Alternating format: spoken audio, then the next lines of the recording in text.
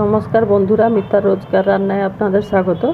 আজকে মটরশুঁটি, আলু আর এই গ্রেট করা পনির দিয়ে একটা তরকারি করে দেখাবো। আর তার জন্য কি কি লাগছে দেখুন। পেঁয়াজ কুচি আর টমেটো কুচি, আদা কুচি, রসুন কুচি, কাঁচা লঙ্কা কুচি আর ধনে পাতা। আর এই এই মশলাটা হচ্ছে 1 চামচ হলুদ, 1 চামচ ধনে গুঁড়ো, 1 চামচ কারি পাউডার আর কাশ্মীরি লঙ্কা গুঁড়ো 1 চামচ দিয়ে আমি এটা একটু জল দিয়ে এটা গুলে রেখেছি। আর তার জন্য মটরেতে আলু দেওয়ার জন্য ছোট ছোট আলু দুটো ছোট টুকরো মানে এই সাইজের আমি কেটে রেখেছি। মটরশুঁটিটা এটা মানে গরমের শেষের দিকে মটরশুঁটি তো, তাই একটু আমি ভাপিয়ে রেখেছি আমি।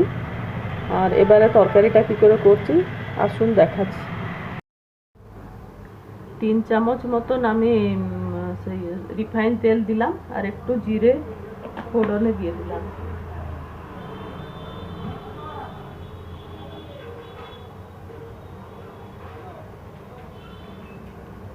জিরেটা একটু ফুটে গেলে আলুটা একটু দিয়ে ভেজে নেব।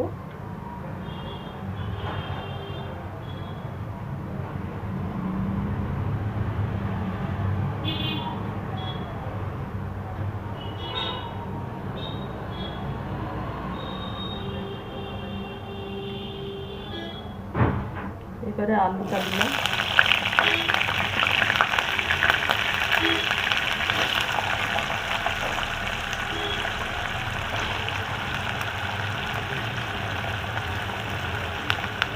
আলুটাকে একটু লাল লাল করে ভেজে তুলে রাখবো, তারপরে দেখাচ্ছি।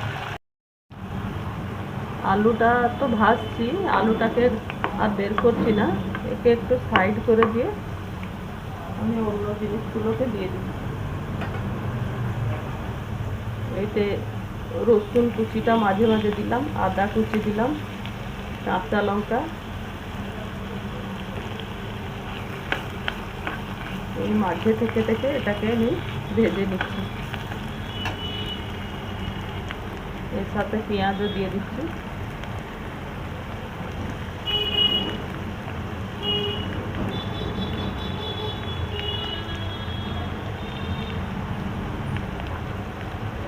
টমেটো দিয়ে দিলাম। এবারে এগুলোকে ভালো করে কাঁচা গন্ধ যাবার পর্যন্ত আদা রসুনের পেস্ট আর পেঁয়াজ এগুলোকে ভালো করে গন্ধ যাবার পর্যন্ত আমি ভেজে নেবো। এটা নুন দিয়ে দিচ্ছি এখন।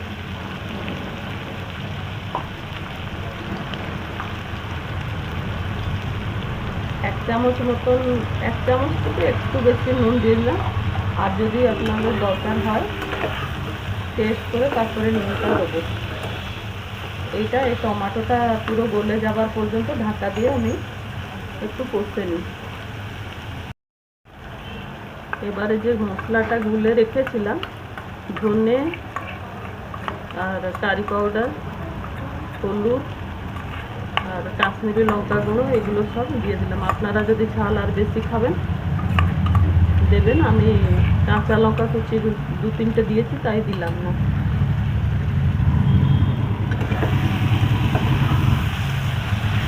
এবারে এই মশলাটাকে ভালো করে আর একবার কষে নেবো আলুর সঙ্গে মিশিয়ে। সামান্য একটু জল দিয়ে দিচ্ছি, তলায় লাগবে না।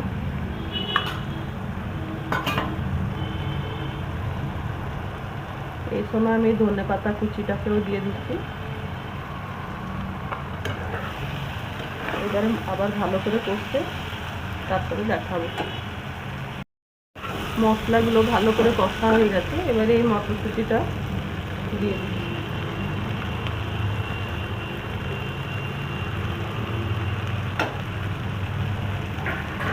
মটরশুঁটিটাকেও মশলার সঙ্গে একটু ভালো করে কষে নিই। আলুটা প্রায় আধে সেদ্ধ হয়ে গেছে। আর একটা সাইডে আমি গরম জলও বসিয়ে দিয়েছি।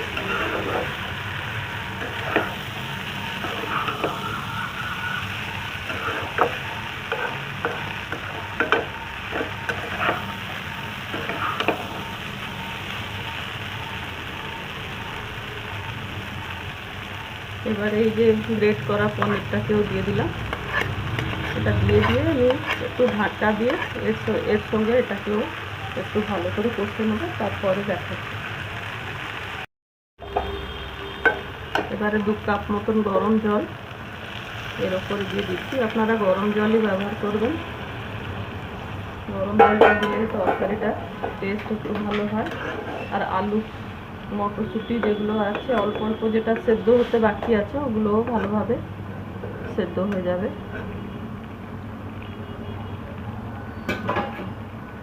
এবারে কস্তুরি মেথিটাকেও দিয়ে দিলাম, দিয়ে এটাকে গ্যাসটা কমিয়ে দিয়ে 5 মিনিট মতন এটাকে সিমে রেখে দেবো, তারপরে দেখাচ্ছি। আমার মটর আলু পনির তরকারিটা হয়ে গেছে। যেভাবে করে দেখালাম ওইভাবে একবার আপনারাও খেয়ে দেখুন। ভালো লাগলে আমার চ্যানেলটাকে লাইক শেয়ার সাবস্ক্রাইব করুন। ধন্যবাদ।